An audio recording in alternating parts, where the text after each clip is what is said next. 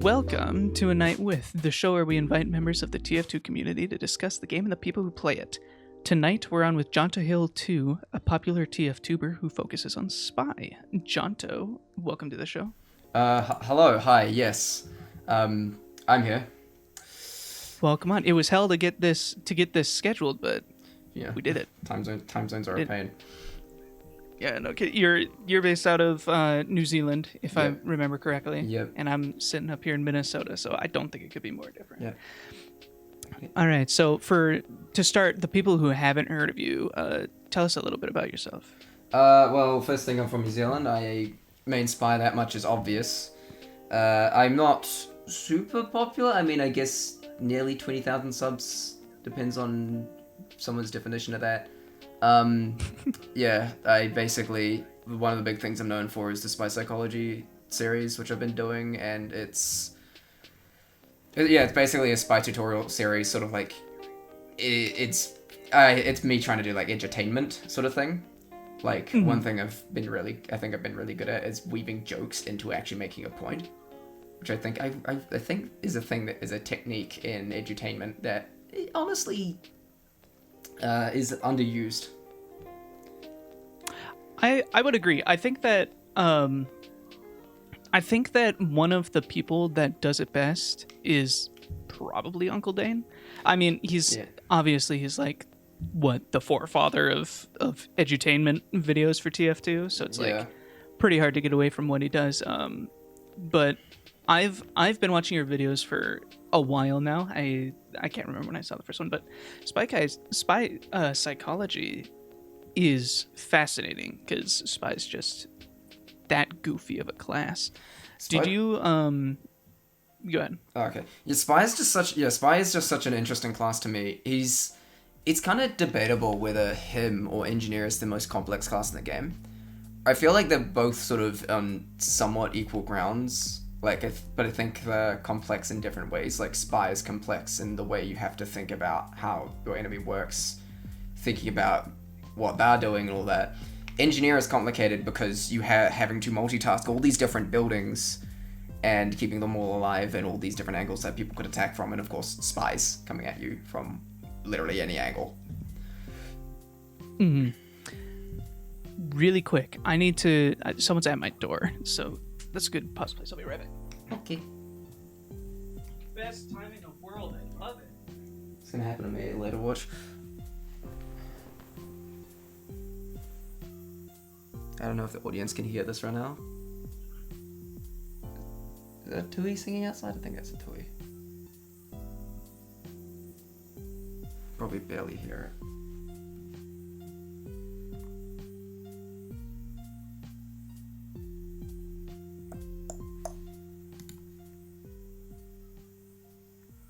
Oh yeah, my fan can be heard in the mic, I'm pretty sure. Okay, so, well, hello members of the podcast. Timing this was it was hell. I'm just gonna sit here, play some plywood TF2 props that I made. Yeah, good.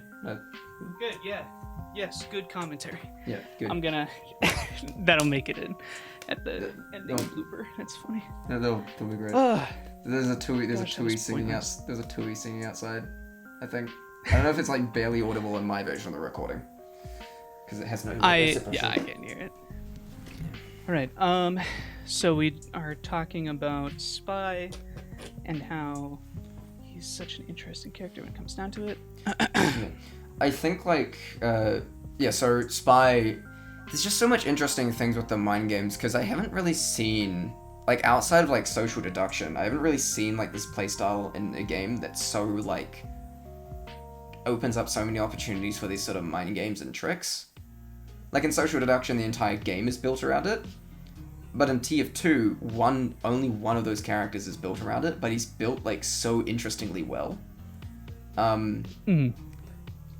Yeah, and it's like What's the game that you're social deduction? It's a genre. It's like Among Us, stuff like games like that. Oh, I didn't know that was a genre. Yeah. Okay. Yeah, I've been into the genre for quite a while. Really? So not even just TF2? What else are you into? Well, social deduction in a sense. I think, well, TF2 Spy is kind of like reverse social deduction, because in social deduction it's like, you don't know who the bad guy is. You know who the identities of everyone is, you just don't know which one isn't on your side. Whereas Spy in TF2 is the reverse. You know which player is, you know the identity of the bad player, but you don't know which of those players is actually them. Oh, okay, I see. Yeah, so it's kind of an interesting flip on the head. Yeah, that makes it even more interesting at that point, because it's really turning everything on its head. And when it comes down to it, like, no other shooter has a character even close to this kind of deepness when it comes to social deduction, right? Yeah. It's just pretty darn neat that they have that in the 2007 game TF2. Yeah. What initially made you want to start up a channel that's based around Spy? I think I've been running this channel for a very long time. Like, there's so much stuff that I have archived. I've just been doing this channel as a side thing, but I think just Spy has been a very interesting thing. Like, I've done lots of different things with my channel. For a while, I was doing Minecraft map making with minigames and stuff. So I went on a hiatus for a couple of years from TF2. Those videos have gone unlisted on this channel, and I made another channel to archive those so they're still public, essentially. But separating them from my TF2 stuff now. Because now this channel actually is monetized and I want to be a bit more professional about it. But I think it's just like, I like being able to teach this sort of stuff. And I think especially now there's been a bit of an opening for it, because there isn't really... I think Spy is a class that like kind of deserves these sort of really in-depth guides. Or just these really fun guides, like similar to Engineering 101. Because I think, like, I would say if you want to learn how to play engineer effectively, you watch Engineering 101, because it is really good at keeping you engaged with the video while also teaching you a lot about it in a pretty short amount of time. And so that sort of translates over to Spy Psychology with just some of my own editing style and some of my own sense of humor a bit. Sorry, finish? No, it's okay. I think that since our internet is so, like, or since our servers are so far apart, we're a little bit extra delayed. But no, you're right, where it's like Engineer is now sitting on some massive content, because, like, as far as I know, pretty much carried by Uncle Dane. Like, I don't think that there's another Engineer TF-tuber. Interesting. Yeah, no, I had no idea. But so even that kind of puts Engineer in a harsh light on on YouTube. I think, yeah, Uncle Dane just to himself just carries it, honestly. Like, yeah, and he's a great person to do it. All this stuff is fantastic. It's kind of like, I guess with me, there's been a bit of an opening for it, because I think it's hard to escape the stereotypes of spy mains. Like, I think everyone who's been playing TF2 for a good amount of time is aware of the stereotypes of spy mains. Like, being annoying and all that. And a weeb. Yeah, weeb. Like, actually, I'm the complete reverse of that. I don't like most anime at all. What? I don't. Why is that, like, weirdly hard to believe? Because you do main Spy, and you main Spy like crazy. Yeah. And it's so baked into TF2 that I'm like, yeah, no, you must. I'm strange in multiple ways. I get its appeal, but there's definitely things that just turn me away from it. Yeah, that's totally fair.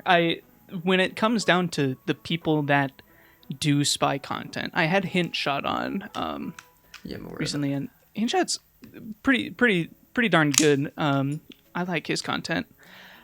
There was a guy who was like a veteran that I watched a lot, but he left recently. What was his name? Was it Mr. Paladin? I think it was Mr. Paladin. Mr. Paladin, yeah, I'm aware of him. I'm aware of him leaving because of his living situation. And that's where he's like living out of a van now, like as he describes it, on his own choice. It's awesome. As he describes it, like the sniper, I now live in a van. Exactly. That's how he described it. And it's awesome. I hope that he's doing good. I would love to get him on the show, but I don't think that it's gonna be possible now. Yeah, that's fair. I'll reach out. I'll figure it out. But that leaves an opening for sure. Um, Yeah. and I think that your videos are filling that opening for most people. Yeah, I've been compared to a bunch of other creators, which, to be fair, honestly, is more of a compliment than anything, especially with the amount that happens. Like Mr. Paladin, Laser Purple, Dane. I remember someone even saying that I was like Maxo, which I think honestly, I think our editing styles are pretty different. He showed up in one of my videos as during the fake ad segment. It's pretty obviously him. But I think the main similarity we have, I guess we have somewhat similar accents because we're from the same continent. Yeah, he's from Sydney. Yeah, he's from Australia to my knowledge, so yeah. That's I mean, all of those are super high compliments. Getting compared to anybody with footing in the TF2 scene, I think is fantastic. Like, good. Yeah, I think as someone who's only been like in the main like TF2 creator sphere, like properly into it, for only a couple months, it's kind of some weird experiences with actually being that, because I've been doing this YouTube channel for ages, like a decade, and now I suddenly have traction, and it's kind of interesting. Like, just because you're also a somewhat popular creator doesn't mean you instantaneously get on with other creators. Yeah. Like, you still have to make friends with... You're still actually making friends with those people how you would normally. Whereas, like, people who want to be friends with someone just to... Or, like the people who want to be friends with a YouTuber just because they're a YouTuber. I'll give people watching some advice. If you want to be friends with someone just because they're a YouTuber, that friendship is destined to fail. Without a doubt. Yeah, without a doubt. It's interesting because I'm starting to weasel my way into the TF2 creatorverse, whatever. Yeah. By doing this show, really. One of the first guests that I had on was the real Tim Allen official, the dude who makes song parodies in a video about Zealot, and that's his name. And we're still great friends. Like, we talk all the time and we play games. It's super cool. But neither of us went into it like, oh, we're content creators. We're gonna we need to be friends because of that. But that's really good advice. Don't try to force something that's just not gonna happen if you can help it. Yeah. I've definitely made some friends with what I can name a few, mainly like the likes of like Raw or Cyber Wizard. There's even some ideas that I might have a back and forth with them. Both of them are spy mains, but I've especially had a really good time talking with Maxo, because he's just given me some really genuine, helpful stuff and advice. Like, Yep, go ahead. Yeah. And we're on a pretty similar... I guess we're on a pretty similar wavelength in certain aspects, but yeah, he's honestly just all around great. Yeah, I agree. Maxo is a very, very chill guy. Yeah. So let's talk a little bit about TF2 and your TF2 history. Yeah. How many hours do you have in the game? About 2,100. I've been playing for 9 years at this point. And so to some people, that hour count may seem not that big, but I don't play TF2 super religiously. It's sort of like, some days I will, some days I won't. And it kind of stops you from kind of going insane, especially when you play Spy for an extended period of time. Yeah, it's like and then with Spy, I have about just over 600 hours on him now. 600 hours on a class. So when did you start like maining Spy? I think to start with, it was a bit of a fight, but it started being a bit of a fight between Engineer and Spy, because again, I find both of them to be very interesting classes to play. Or at least at the time, those were the two most interesting classes to play for me, because there was a lot of thought going into them. Eventually, I knew it hit the breaking point when I got to 100 hours on Spy, and at that point I was like, yeah, this is I realized that I am a Spy main. But since that point... Sorry. Yeah. Ever since that point, Engineer has still consistently remained my second most played. What drew you to main spy rather than engineer between the two? I guess spy acting is a sort of independent for. I think it's mainly just the mind games, really. It was something I'd started like learning in general, just sort of like, ironically enough, like psychology type stuff and being able to get in people's heads, and that was something that started to really interest me around that time. And ever since then, I've still been doing it. And so that's just something that's really interesting with spy. And there's also kind of I think there's something interesting as I was getting more experience to realize that there's kind of an opportunity to kind of break a few stereotypes, because I go against a bunch of the stereotypes. Like, for one, I don't like anime, which is the polar opposite of what you'd expect from a spy man. I think a lot of people have noticed, like, one, I don't like to think too highly of myself, or like don't openly do that, because like you know, like, I think it's no secret that a lot of people who play lots of spy have huge egos. Yes. I will note that those are usually the people that try and trick stab everyone, and then the moment you catch on to their tricks and just don't walk into them, they will basically blue screen. The number of times I've seen a spy run in disguised as scout, super obvious dead ringer, and then run up a flight of stairs, and I just don't follow them up the stairs. I just stand still and look at them, and then they jump. And then I just smack them out of it. They still try to do it, even though I'm not following them. It's just like, bruh. That's the best feeling in the world, I think, because it's like spy players who do stuff like that, I would argue, are really, really pushing on this guy just is inexperienced and doesn't know how spy works, right? Which, to a large degree in pubs specifically, will work. I think it's... But, like... Sorry? Good.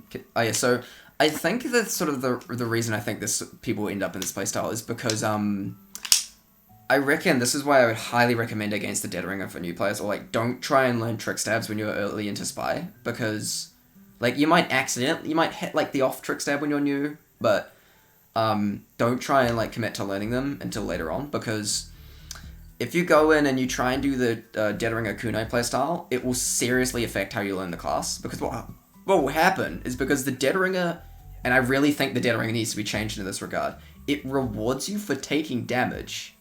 It gives you a speed boost for taking damage.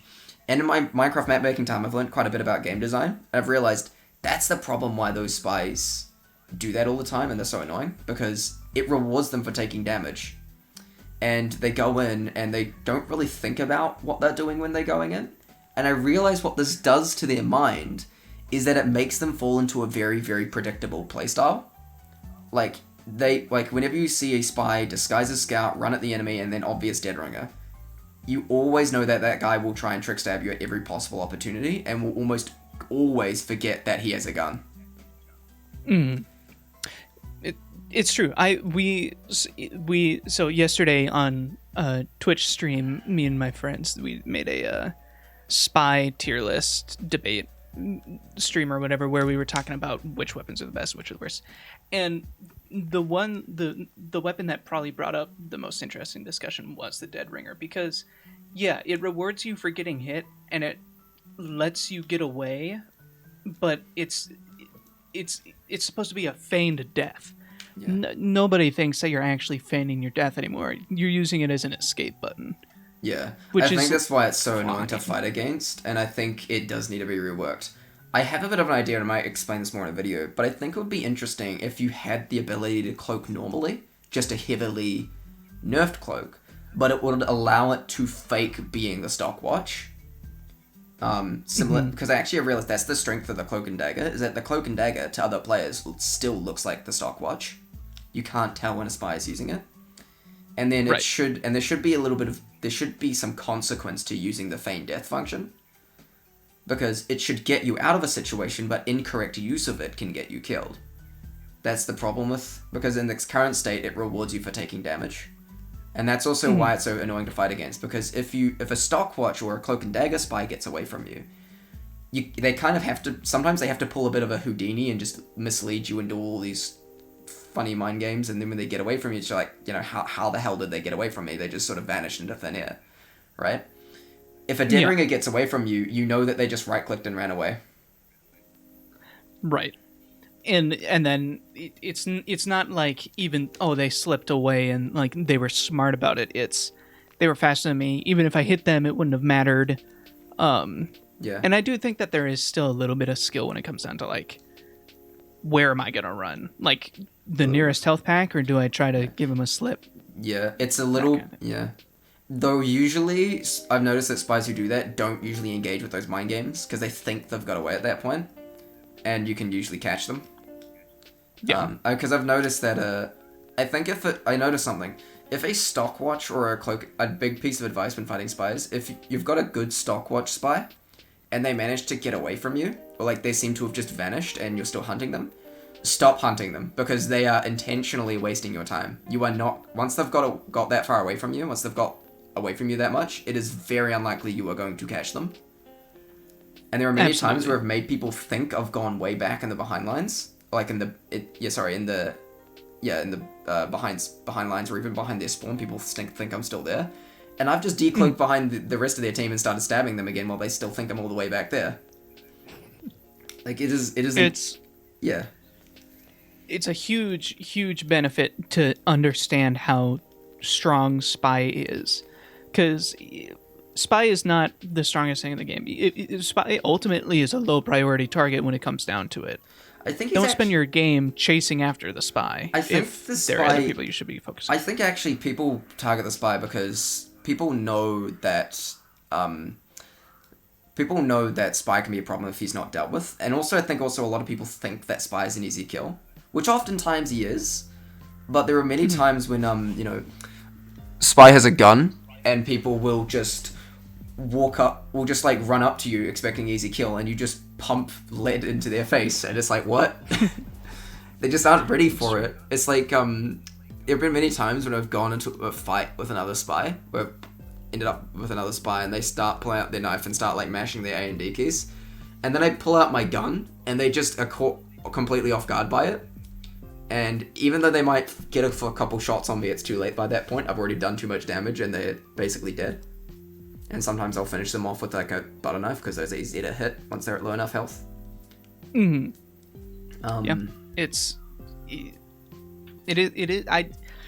it really is just important to know what the spy's game plan is, and then the spy's job is to make you not know what the game plan is. Actually, yeah, so that's what makes him fascinating, I think. Yeah, because you can change your playstyle with spy, or change the way you're playing to completely throw people off. Like, the only case where I use the Dead Ringer is as a wild card, or to condition people into thinking I'm using it. Like, it's kind of like I'll start using the Dead Ringer, and going all this thing. I'm not going all super trick stabby, but I'm using it to get behind, get away, being really fast and all that. And then after a few lives with that, I'll just suddenly swap to the polar opposite loadout, which is L'Étranger, Cloak and Dagger, and Your Eternal Reward, which is the polar opposite loadout to Dead Ringer Kunai. And it's just completely catches them off guard. In fact, the Your Eternal Reward is really grown on me, because it's really interesting how it's the one knife that you can stab people with and they will not turn around. Yes. Everyone else will not turn around because they are so used to hearing the backstab noise. I freaking love the Your Eternal Reward. I had an epiphany a little while ago, and I was sitting there playing TF2, and I was like, I want to play Spy with the Cloak and Dagger, L'Étranger, but I don't want to use stock knife anymore. What do I do? And for some reason, my brain said, put on the Your Eternal Reward. And then this was during Halloween this last year. And holy crap, it's some of the most fun I've had playing TF2 in a while, because you just have to change everything. And if you change your game plan correctly, all of a sudden you're just getting massive kill streaks. You're totally in the enemy's head. It's so interesting also because It's a knife that makes you think. That's why I like it so much. It makes you think about what you're doing, like what is the best opportunities to go in, and when you do think that through properly, and when you put yourself in a good situation with the Your Eternal Reward, everyone just dies, and none of them are to the wiser until they're on the respawn screen. Because nobody turns around unless it happens to be like a random turnaround. Everyone will just die one by one when you get a good opportunity for it, and they're none the wiser to it. Especially when there's no good comms going around or anything like that. Yeah, which it helps out a ton. Usually doesn't. But like, what was it? I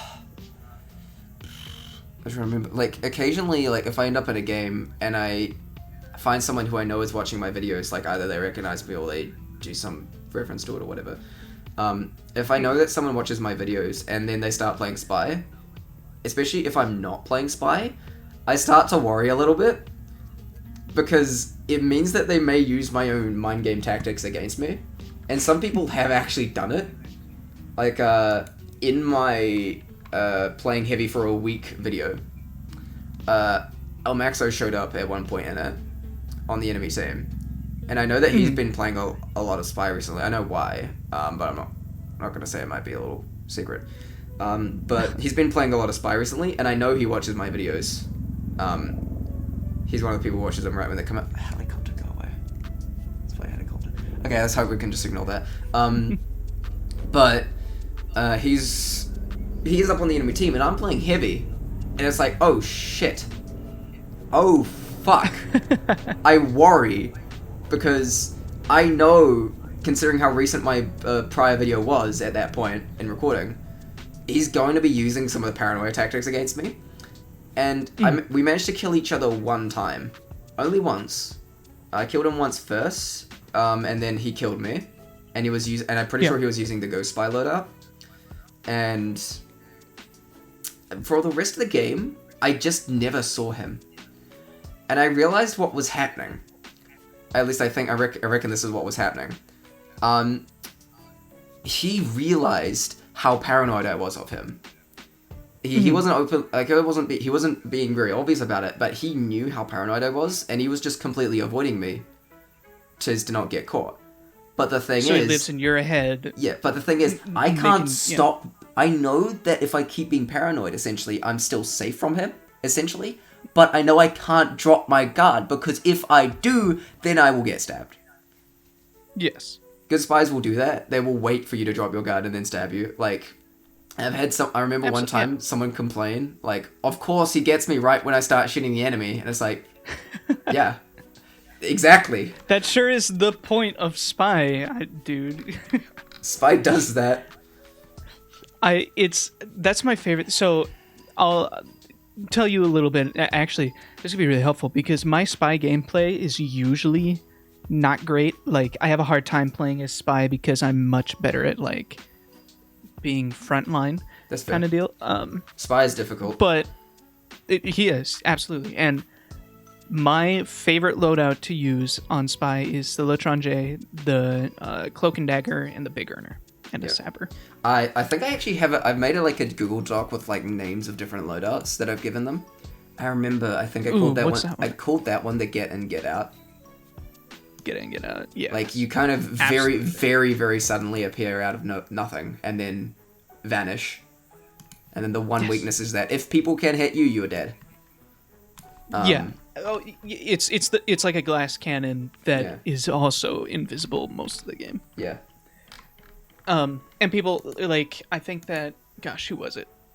Well, no, it was Mr. Paladin who, way back in the day, he's like, I don't like using the Cloak and Dagger because I'm sitting still not doing anything. And yes, that can be a problem if the enemy team is, like, really good at the game, usually in pubs. Not gonna come across that too often, but it's like, you're going for those big important stabs. Yeah. You're sitting there waiting for the medic to come around, or the sniper that's dominating your whole team or whatever.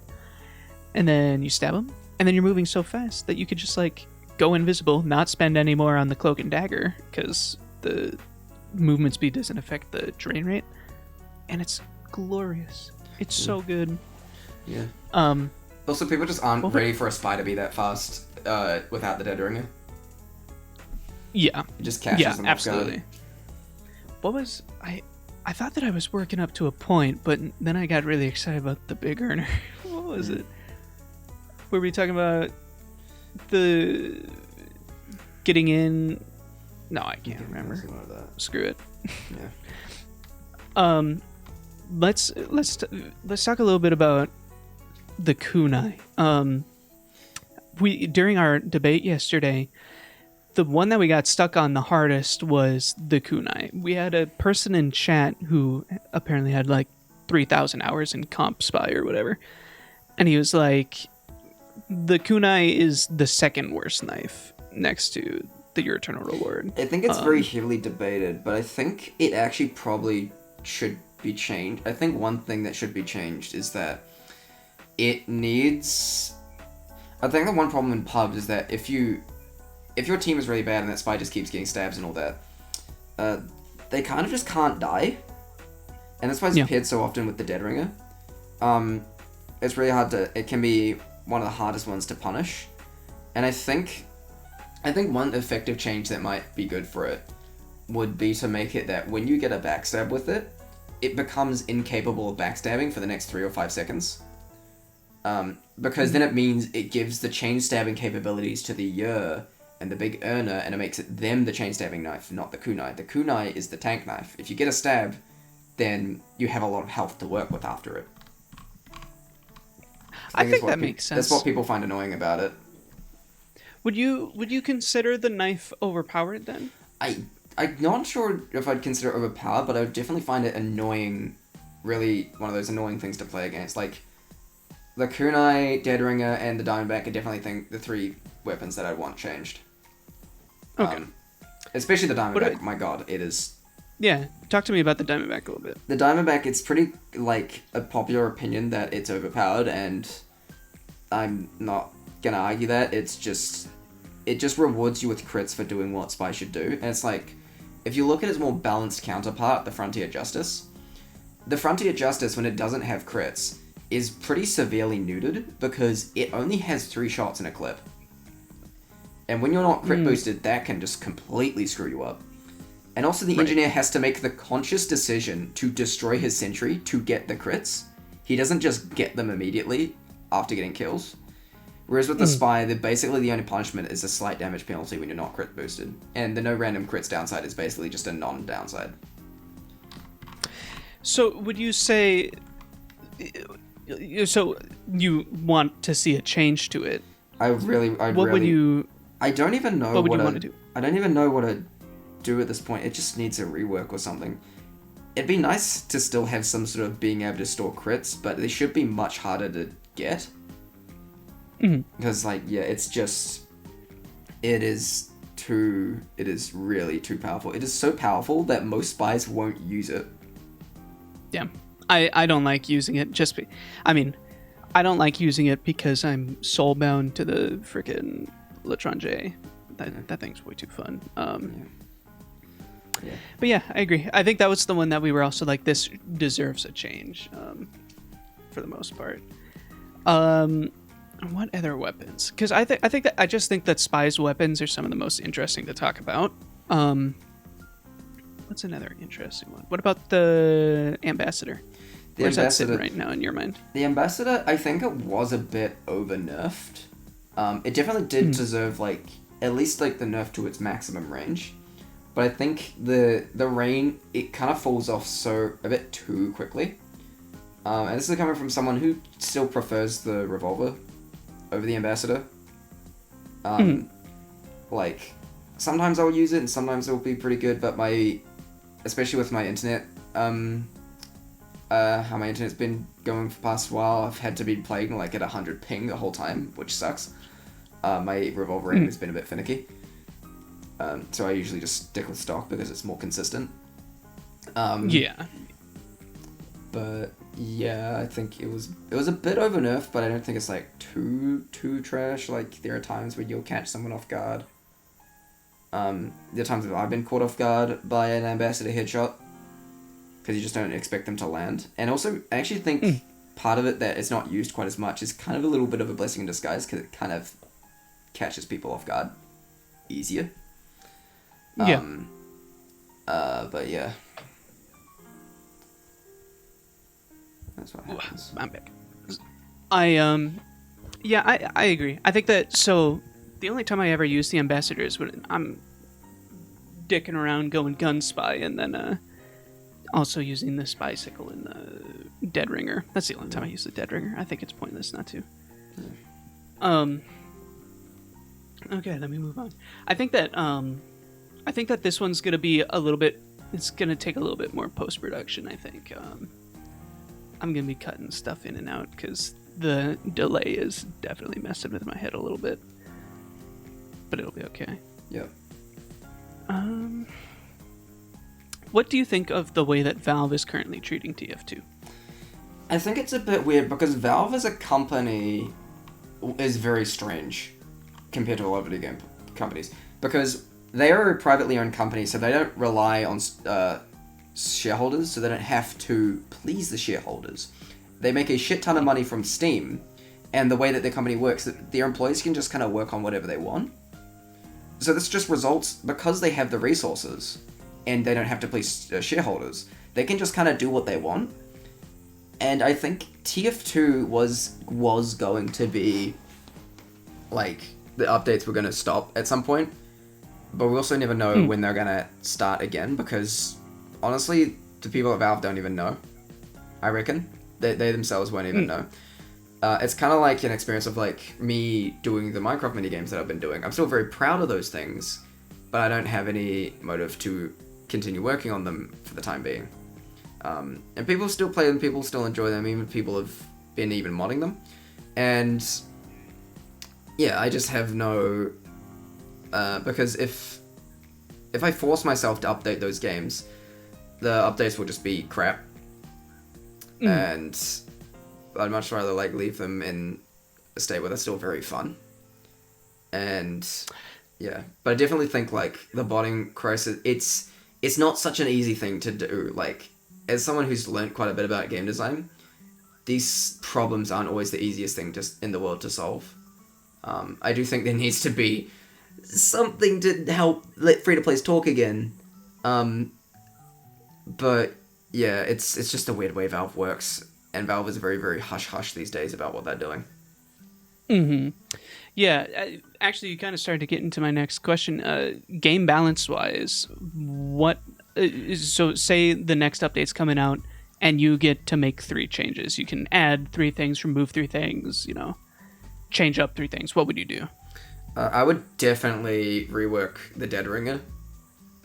I just want to, like, shoot that whole thing in the foot of rewarding you for taking damage. I want to be something that you actually have to think about using, because I'm so sick of seeing those kinds of spies in the games that just do that. I think, in fact, it's kind of a reason why I have an audience, in fact, that, like, people, where I kind of incentivize people to think more about how they play spy. People really like that. But I think another thing, I would definitely also get rid of random crits in casual, because I just,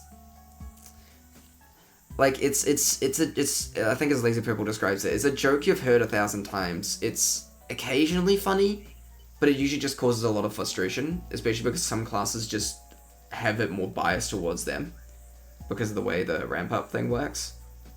Yeah. Like, it's just, yeah. Because TF2 in itself is still a very, very goofy game, even without random crits, right? Like, I can go on an Uncle Topia server, which is considered to be the tryhards place. Like, someone told me that in a comment, or in a reply to a comment or something, that Uncle Topia is only for tryhards. I go on an Uncle Topia server that night and then see a Hoovy that nobody is killing. And they're just chilling there. It's like, dude, even without random crits aren't required to make the game goofy. In fact, it's still one of the things that makes TF2 so goddamn fun, because it's one of those games where on a dime you can switch from taking it super seriously and using all your skill to its maximum potential to not giving a fuck and doing something stupid for the hell of it. Absolutely. I think that I'd agree with all those changes, actually. Okay, cool. Let's change gears one more time. We're getting close to our time. Channel wise, your channel is about to hit 200 or Jesus, Down to 20,000. 20,000 subscribers. Yeah.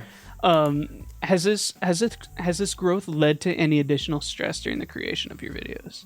It definitely does a bit with like having to keep a bit of the quality thing, but I think also I need to sort of experiment a bit with what I can do. Like my last video was very much an experiment. Like despite how goddamn long that video was compared to my other videos, that one took much less time to make. And that kind of shows in the editing, but I wanted to see like how well this more simplistic editing style could work. And it seems to have worked, but I wanted to like have videos that sort of like in between the high production ones. The ones that kind of keep content going, and I've been considering starting a Patreon as well because I think it add nice profit incentive, but I want to make sure these things are good, right? Especially the Spy Psychology, those are going to be the most rewatchable videos, just naturally because they are tutorials, and I want to make sure that those are good. In fact, the next Spy Psychology I plan on doing, I'm going to unlist the current knives video and redo that one entirely, because that was before I'd fully gone back into my editing style again when I made that video, and I want to present that information much better. But for reference, let me just check my notes, because I have the topics that I want to cover, because it is finite, granted, but let's see, I am not even halfway through Spy Psychology. Oh, wow. So I am not even halfway through. There's a good amount of things that I still have left to cover. What other kinds of topics are you looking to dive into? There are a few that I'm going to keep a secret for now. Obviously, I'm going to redo the knives. There's definitely certain matchups. There's 2 matchups. It can be pretty easy to guess what those 2 specific class matchups are, that I do plan on making an entire video on. Okay. There's definitely, I know a lot of people have been asking, when's the gun video? That's going to happen. My running gag is going to have its own video. It will happen. Actually, no, I will say one thing. I will say one thing. I will do a video on trick stabs on Spy Psychology. But the fact is, that video will be the last one on Spy Psychology. Because trick stabs, in the series. Okay. Trick stabs are the last thing you should be learning. Yes. If you're going in to try and be a trick stab god, you're gonna become one of those predictable spies. And you're also gonna have just a really bad time.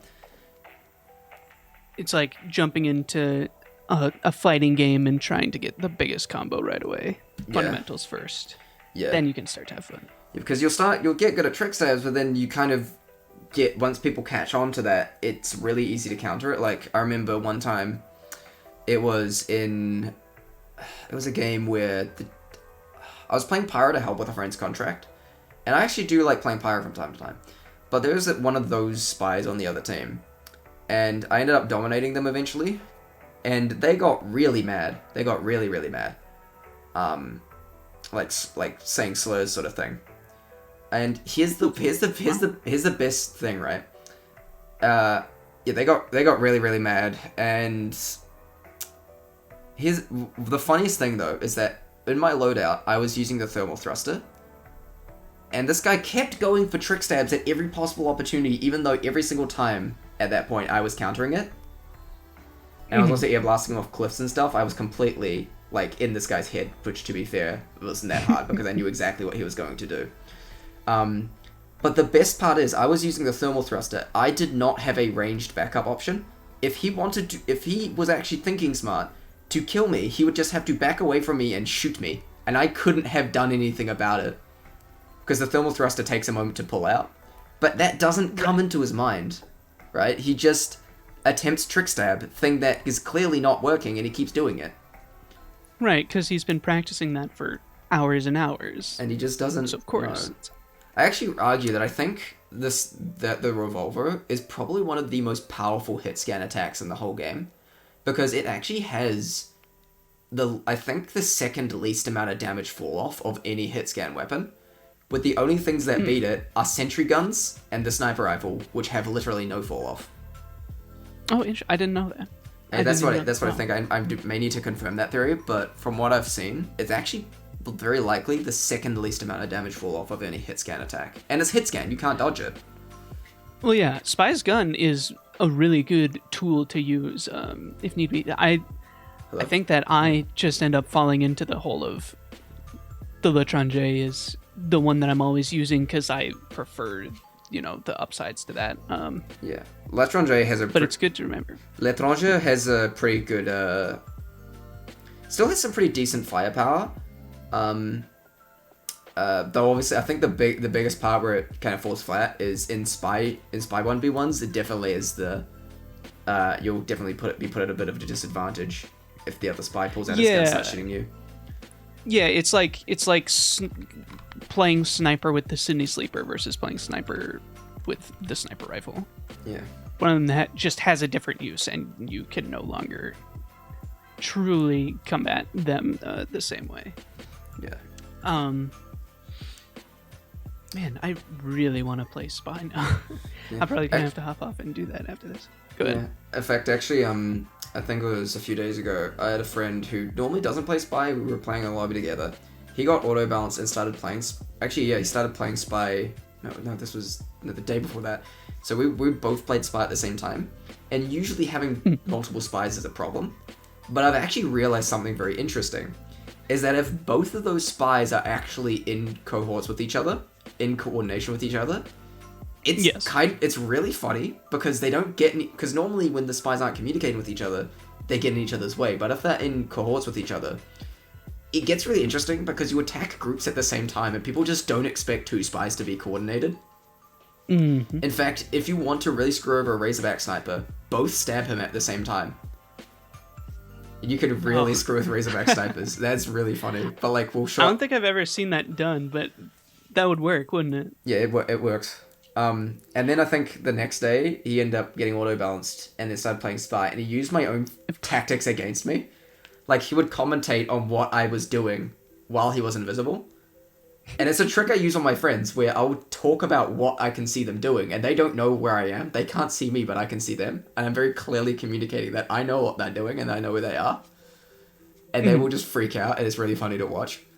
And then he started doing that to me, and I'm like, oh god, I know what this feels like now. Ah! Actually, that gives me an idea. I kind of want to... So, having two spies that know what each other are doing and are, like, in comms, whatever, in a pub is going to be very strong. What if you two dress the exact same? Actually, that happened. Not like...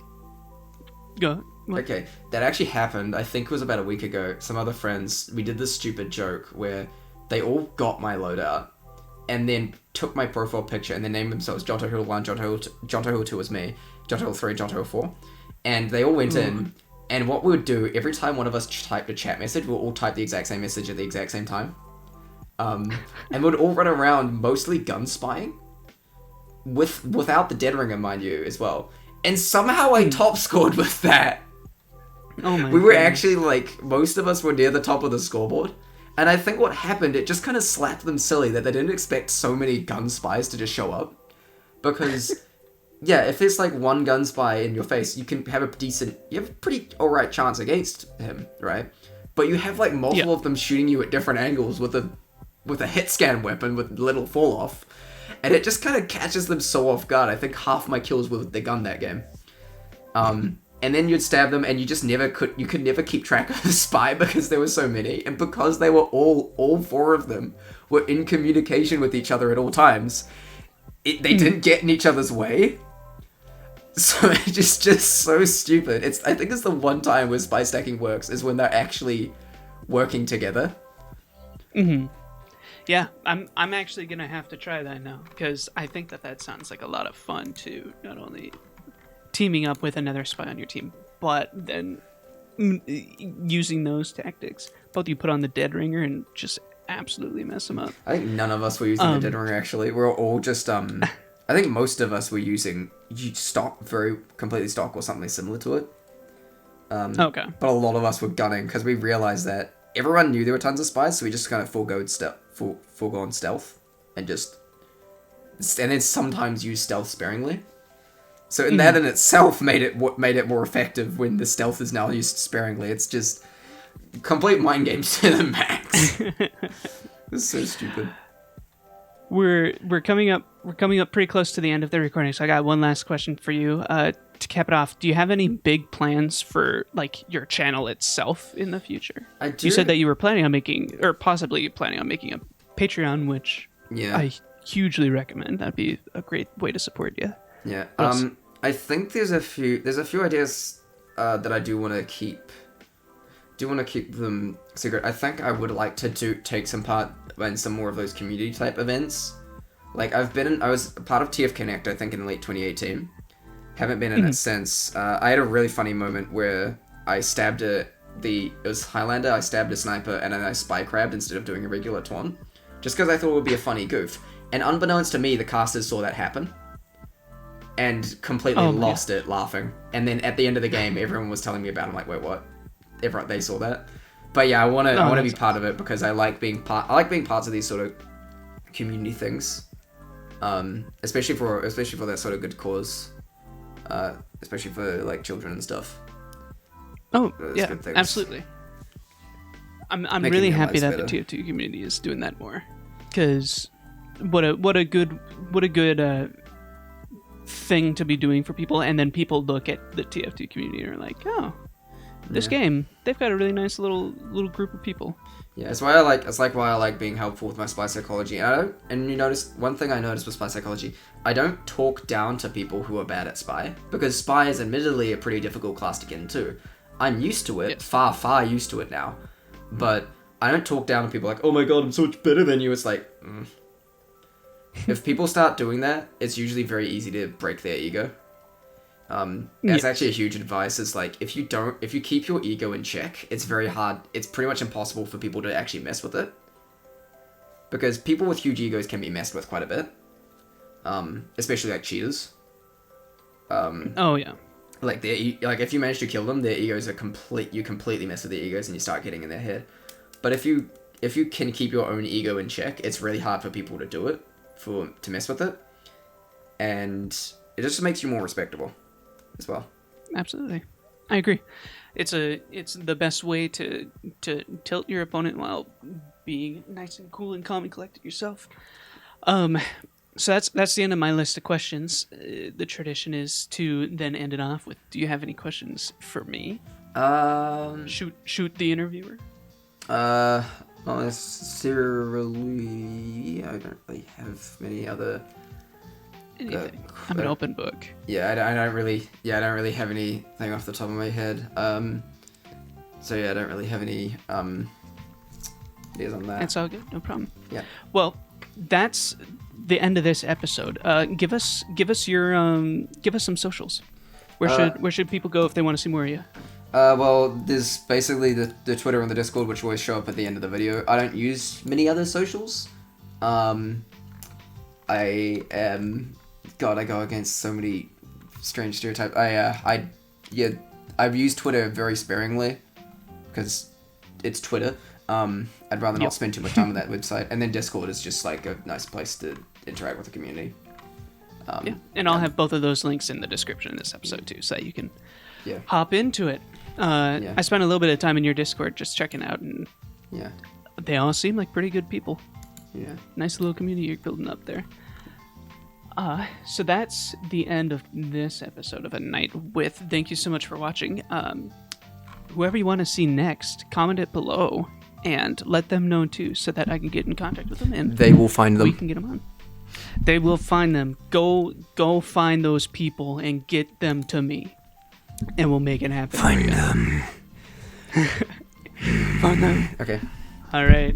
Yeah, thank you very much, Jontohil. All right.